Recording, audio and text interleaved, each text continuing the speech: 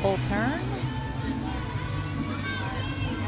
She is very precise in her movements. Big smile on her face there. That's something Miss Val preaches. She wants to see these girls smile. Front aerial. Lay out, step out, great combination, very difficult there. Little shimmy shake. Miss Val says that these girls go out here and perform on this stage, this 4-inch stage, if you will. But she wants them to get into character.